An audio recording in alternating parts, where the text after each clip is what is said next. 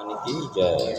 हे नारद, श्री नारायण जी का पहला अवतार सनक, सनंदन, सनातन तथा सनत कुमार के रूप में मेरी नाक से उत्पन्न हुआ था। वे प्रभु ऋषि का रूप धारण कर सदा भगवत भजन में लीन रहते हैं। उस तपस्या के फल से वे अनेक कल्प बीतने पर भी 5 साल की उम्र वाले ही बने रहते हैं। श्री नारायण जी ने दूसरा अवतार बारहा का ग्रहण किया था। उस अवतार को लेने के कारण यह था कि जिस वक्त श्री परम प्रभु ने मुझे सृष्टि रचने की आज्ञा दी, उस वक्त मैंने कमल के पत्ते द्वारा पृथ्वी का निर्माण किया था। उस पृथ्वी को हिरण्याक्ष नामक दैत्य पाताल में उठा ले गया। तब मैंने श्री वैकुंठनाथ श्री नारायण जी से ये प्रार्थना की कि हे प्रभु, पृथ्वी के बिना संसारी जीव कहाँ रहेंगे। उस समय श्री नारायण जी ने बारह रूप धारण कर पाताल में जा हिरण्याक्ष का वध किया और पृथ्वी जल से बाहर निकालकर उसे अपनी महिमा से स्थिर किया। ये पृथ्वी कर्मों का फल देने वाली है। जो प्राणी जैसा शुभ अशुभ कर्म करता है, उसका वैसा ही फल प्राप्त करता है। श्री प्रभु ने तीसरा अवतार यज्ञ पुरुष का धारण किया तथा संसारी राजाओं को यज्ञ करने की विधि बताकर कृतार्थ किया। श्री भगवान का चौथा अवतार हयग्रीव रूप में उत्पन्न हुआ। उस वक्त उन्होंने वेद शास्त्र चुरा ले जाने वाले मधुकेटव नामक राक्षस को पाताल में जाकर मारा और उससे वेद लाकर मुझे दिया। पांचवा अवतार धर्म नामक ऋषि द्वारा मूर्ति नामक कन्या के गर्भ से नारायण रूप में हुए। वह अवतारी भगवान उत्तराखंड में बद्रिका केदारनाथ नाम स्थान में बैठे इस अभिप्राय करते हैं, संसार लोग भी मुझे देख चर्चा करने में प्रवृत्त हों। श्री हरि ने छठवां अवतार कपिल मुनि के रूप में लेकर अपनी माता देवहूति को सांख्य योग का उपदेश देकर मुक्ति प्रदान की।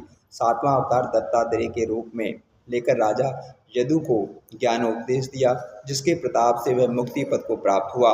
दत्तात्रेय जी ने अपने 24 गुरु बनाए थे। परब्रह्म परमेश्वर का 8वां अवतार ऋषि देव के रूप में हुआ।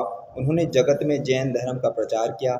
9वें अवतार में राजा पृथु बनकर श्री नारायण जी ने अपने पिता वेणु को न जाने से बचाया और रोपणी होकर उसमें से समस्त वनस्पतियों को दूध के समान निकाल लिया।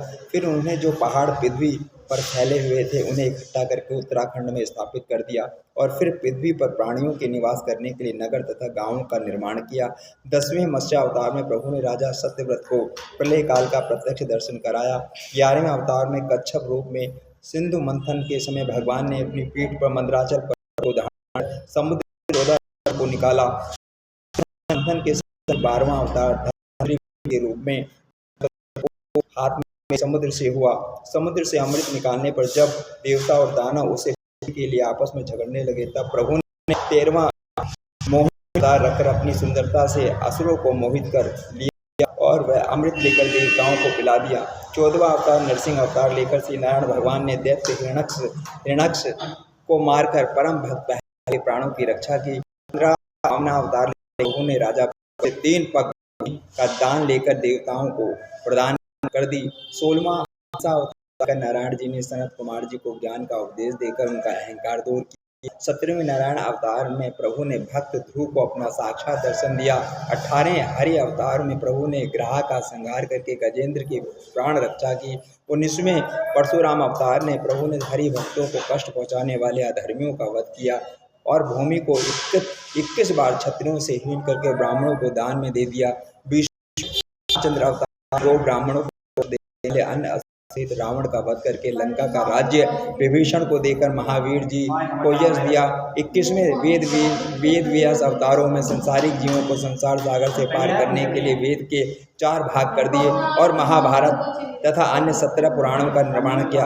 22वें कृष्ण अवतार में भगवान श्री कृष्ण चंद्र ने कौरव पांडवों में महाभारत करा दिया और कंस, काल यौवन और जरासंध आदि बहुत से पापी राजाओं को मारकर पृथ्वी का भार दूर किया और संसार में रहते हुए बहुत से चरित्र की 23वां